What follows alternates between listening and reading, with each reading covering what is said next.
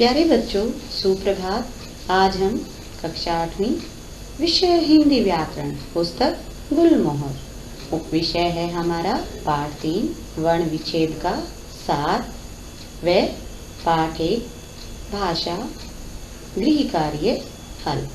बेटा, कल हमने अपना व्याख्यान 1 पढ़ा। जैसा कि आप सब जानते हैं, व्याख्यान 1 में हमने वर्ण विच्छेद के बारे में जानकारी प्राप्त की। आज हम वर्ण विच्छेद का सार यानी उसके मुख्य संकेत बिंदुओं के बारे में जानकारी प्राप्त करेंगे। आइए जानते हैं पाठ का संक्षिप्त सार व गृह कार्य। बच्चों, जैसा कि हम अपने व्याख्यान 1 में पढ़ चुके हैं वर्ण विच्छेद क्या होते हैं, इसलिए आज हम व्याख्यान 2 में वर्ण विच्छेद का संक्षिप्त यानी एक छोटा सार पढ़ेंगे। अब जैसे वर्ण विच्छेद और वर्ण संयोग 2 भाग होते हैं। वर्ण विच्छेद का अर्थ होता है वर्णों को अलग अलग करके लिखना और संयोग का अर्थ होता है उनको मिलाकर लिखना।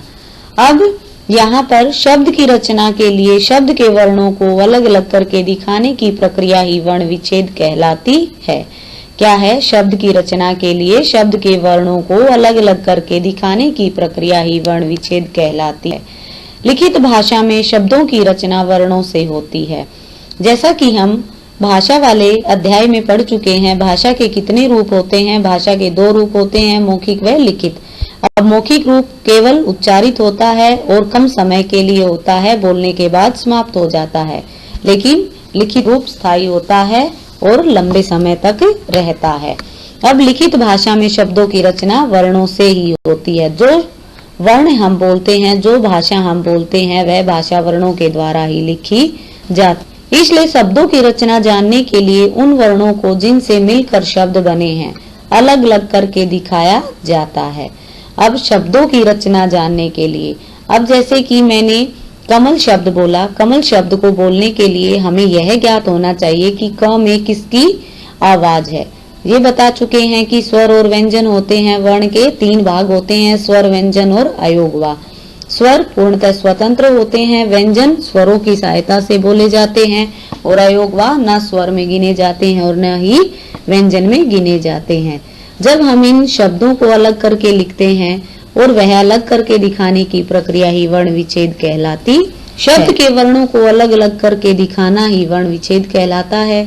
वर्ण विच्छेद के लिए वर्तनी के नियमों की जानकारी भी जरूरी है। अब जिस प्रकार से हम वर्ण विच्छेद करते हैं उसके लिए हमें भाषा में नियमों की आवश्यकता होती है कि हमें किस वर्ण के स्थान पर कहां पर क्या विच्छेद करना है। आइए जानते हैं वर्ण विच्छेद से संबंधित कुछ मुख्य जानकारी। वर्ण विच्छेद करते समय हमें स्वरों की मात्राओं को पहचानना पड़ता है। अब वर्ण विच्छेद जब हम करते हैं, किसी भी शब्द का करते हैं, उसके लिए हमें स्वरों की मात्राओं को पहचानना सबसे जरूरी है, क्योंकि जब हमें स्वरों की मात्रा का ज्ञान होगा तभी हम उस वर्ण का विच्छेद आराम से कर सकते हैं, अन्यथा हम उसका वर्ण विच्छेद नहीं कर सकते। और उस मात्रा के स्थान पर उस स्वर यानी अ, आ, ई, उ आदि को लिखा जाता है। अब जैसे कि उदाहरण के लिए मैंने अ से लेकर अव तक के स्वरों की मात्राएं स्वर को लिया है, उसके अनुसार हम अपने वर्ण विच्छेद का अध्ययन करेंगे।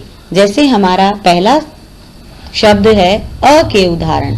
अब कमल शब्द है। अब कमल शब्द को जब आप लिखते हैं, क में अ की आवाज है। अब क हलंत है क्योंकि क हमारा व्यंजन है। उसके बाद अ स्वर इसके साथ निहित हो गया, म हमारा फिर व्यंजन है और अ उसके साथ स्वर मिल गया। ल हमारा क्या है? फिर व्यंजन है, इसलिए ल हलंत है। उसके बाद अ, तो क्या बन गया? कमल। क म क अ म अ ल अ, क्या बन गया? कमल। अगला शब्द है आ के उदाहरण। अब आ के उदाहरण कैसे लिए? जैसे नाना। अब यहाँ पर मैंने शब्द लिया नाना। अब न के बाद हम अ नहीं लगाएंगे, क्योंकि न के बाद मात्रा किस शब्द की है?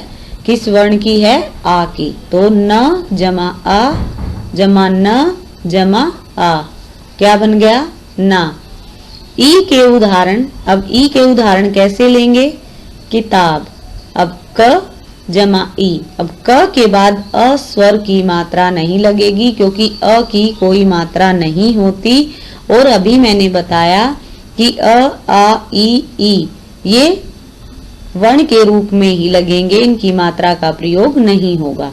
अब यहाँ पर जब हमने वर्ण विच्छेद किया, किताब, क जमा ई जमा त जमा आ जमा ब जमा अ। बच्चों, आपको जैसे समझ आ गया होगा कि जिस वर्ण के पीछे मात्रा लगी है, जब हम उसका विच्छेद करते हैं तो उस मात्रा के स्थान पर वर्ण का प्रयोग होगा। ई के उदाहरण जैसे तीर, अब त जमा ई जमा र जमा अ, क्या बन गया? तीर।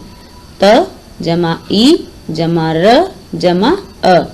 अगला है ऊ के उदाहरण, चतुर, च जमा अ, च जमा अ, त जमा उ जमा र जमा अ, क्या बन गया? चतुर।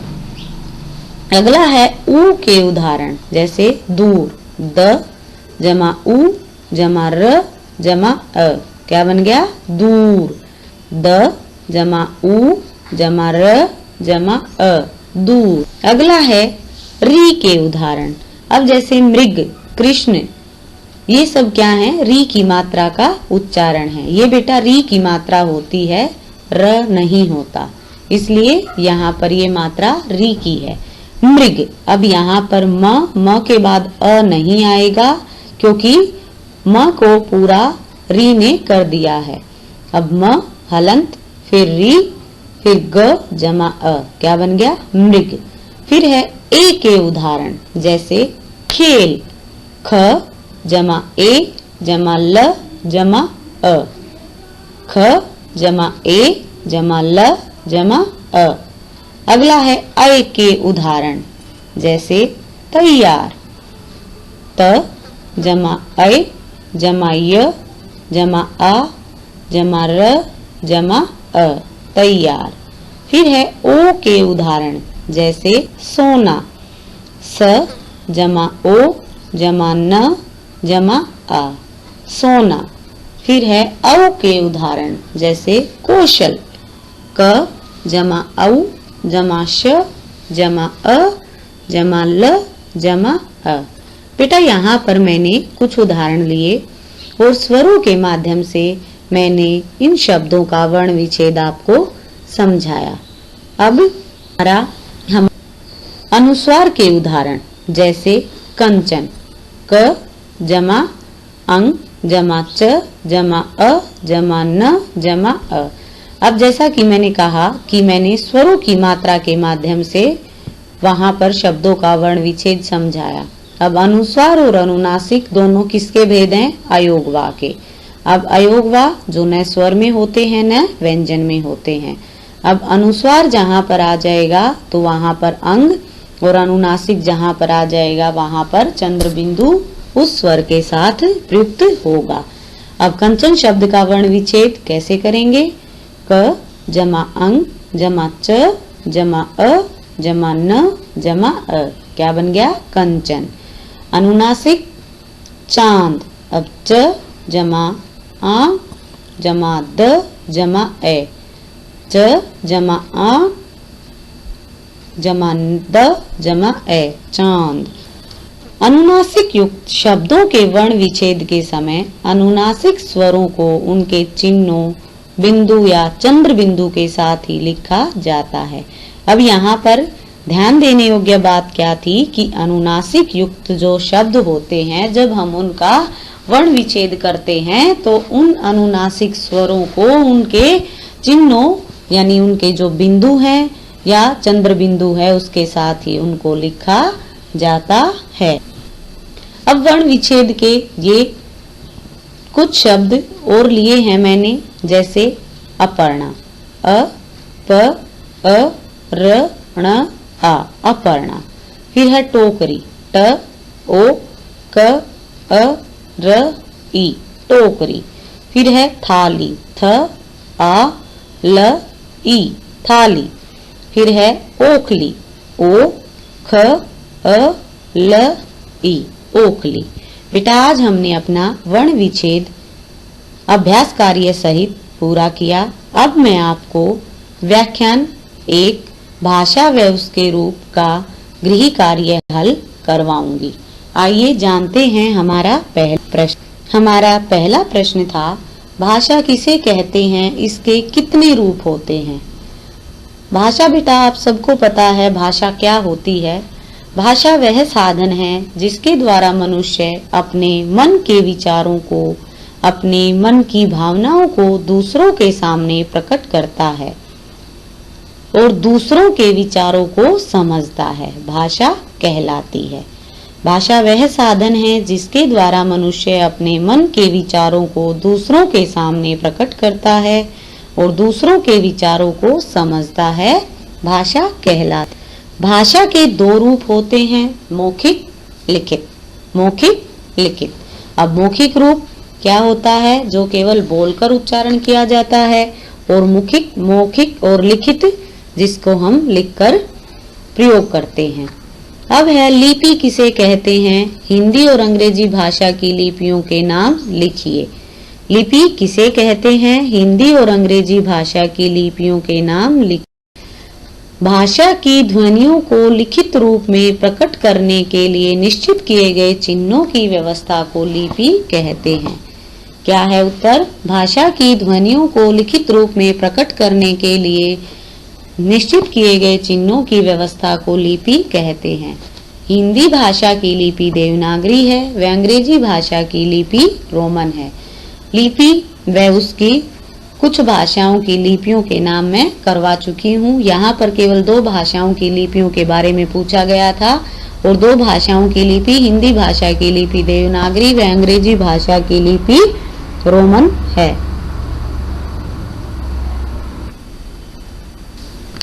अगला प्रश्न है, मौखिक भाषा व लिखित भाषा में अंतर स्पष्ट कीजिए। अब मौखिक और लिखित भाषा हम दोनों पढ़ चुके हैं और हमें यह भी ज्ञात है कि मौखिक भाषा क्या है और लिखित भाषा क्या है। अब मौखिक भाषा यह भाषा का प्राचीनतम रूप है, जबकि लिखित भाषा का रूप बाद में विकसित हुआ। अब पहले जब भाषा आई तो मानव केवल मुख से अपने विचारों को बोलता था, लेकिन यह रूप क्या था, लंबे समय तक नहीं रह सकता। लेकिन लिखित रूप बाद में विकसित हुआ क्योंकि इसको लिखकर सुरक्षित रखा जा सकता है। दूसरा है, यह भाषा का अस्थायी रूप है, जबकि लिखित भाषा का स्थायी रूप है। अब जैसे बेटा जो भाषा अब मैं बोल रही हूँ, जो प्रश्न मैं आपको समझा रही हूँ, जो मैं मुख से उच्चारण कर रही हूँ, वह मेरा अस्थायी रूप है, लेकिन जो मैं लिखकर आपको समझा रही हूँ वह भाषा का स्थायी रूप है। लिखे हुए को हम बार बार देख सकते हैं, लेकिन बोले हुए को हम बार बार नहीं सुन सकते। अगला है, इस रूप की आधारभूत इकाई ध्वनि है, जबकि लिखित भाषा की आधारभूत इकाई वर्ण है। क्या है, मौखिक भाषा की आधारभूत इकाई ध्वनि है, जबकि लिखित भाषा की आधारभूत इकाई वर्ण है। अगला प्रश्न है, निम्नलिखित कथनों पर सही के सामने सही का निशान व गलत के सामने गलत का निशान लगाइए। यहाँ पर हम निशान की जगह पर सही और गलत भी लिख सकते हैं। पहला है, लोगों के विचारों को एक दूसरे तक पहुँचाने में भाषा की अहम भूमिका है। अब क्या है, भाषा का कार्य क्या है, विचारों को एक दूसरे तक पहुंचाना, इसलिए ये कथन बिल्कुल सही है। आप सही भी लिख सकते हैं और सही का निशान भी लगा सकते हैं। पशु पक्षियों के बीच होने वाले संप्रेषण को भाषा कह सकते हैं, ये बिल्कुल गलत है, क्योंकि पशु पक्षियों के बीच होने वाले संप्रेषण को हम भाषा नहीं कहते। भाषा केवल मानव अपने विचारों को एक दूसरे के समक्ष प्रकट करता है, वही होता है। पशु पक्षियों के संप्रेषण यानी तालमेल को हम भाषा का नाम नहीं दे सकते, यह कथन बिल्कुल गलत है। अगला है, वर्ण और ध्वनि में कोई अंतर नहीं होता, ये कथन भी बिल्कुल गलत है। वर्ण और ध्वनि में अंतर होता है। वर्ण भाषा की सबसे छोटी इकाई है, जबकि ध्वनि उच्चारित रूप है। भाषा को नियम संचालित व्यवस्था कह सकते हैं, ये बिल्कुल सही है, क्योंकि भाषा हमारी नियम संचालित व्यवस्था ही है। अगला है, हिंदी और उर्दू दो अलग भाषाएं हैं। हिंदी और उर्दू दोनों अलग अलग भाषाएं हैं, क्योंकि जब हमने भाषा को पढ़ा और लिपियों के बारे में जानकारी प्राप्त की, तब मैंने बताया हिंदी भाषा की लिपि देवनागरी व उर्दू भाषा की लिपि फारसी है, इसलिए ये कथन बिल्कुल सही है। अंग्रेजी भाषा में पदों का कर्म होता है कर्ता कर्म क्रिया। अंग्रेजी भाषा में पदों का कर्म होता है कर्ता कर्म क्रिया, बिल्कुल गलत है, क्योंकि अंग्रेजी भाषा में पदों का क्रम ये नहीं होता। अगला प्रश्न है, नीचे लिखे वाक्यों में रिक्त स्थान भरिए। भाषा वह खाली स्थान है जिसके द्वारा हम अपने विचारों को दूसरों तक पहुंचाते हैं। भाषा क्या है? भाषा वह साधन है। दूसरा है, भाषा के उच्चरित रूप का खाली स्थान ध्वनि होता है। भाषा के उच्चरित रूप का आधार ध्वनि होता है। अगला है, भाषा का लिखित रूप खाली स्थान होता है। प्यारे बच्चों, जैसा कि हमने भाषा के बारे में पढ़ा, उसमें मैंने बताया था भाषा के लिखित रूप क्या होता है? स्थायी होता है। अगला है, मौखिक भाषा भाषा का खाली स्थान रूप है। मौखिक भाषा भाषा का प्रधान रूप है। लिपि ध्वनियों को खाली स्थान प्रस्तुत करने का तरीका है। लिपि ध्वनियों को लिखकर प्रस्तुत करने का तरीका है। प्यारे बच्चों, आज हमने अपना वर्ण विच्छेद व भाषा के गृह कार्य का हल किया। आज मैं आपको इसी पाठ से संबंधित भाषा व वर्ण विच्छेद से संबंधित एक प्रदत्त कार्य दूंगी, असाइनमेंट दूंगी, जो आपको एडक्वार्क पे मिल जाएगा। वह आपको अपनी हिंदी की पुस्तिका में करना है, वह याद करना है। उससे संबंधित आपके तीसरे दिन लिखित परीक्षा ली जाएगी। असाइनमेंट का हल आपको अगले दिन मिल जाएगा और अगले दिन आपको लिखित परीक्षा पाठ 1 व 3 की ली जाएगी। धन्यवाद।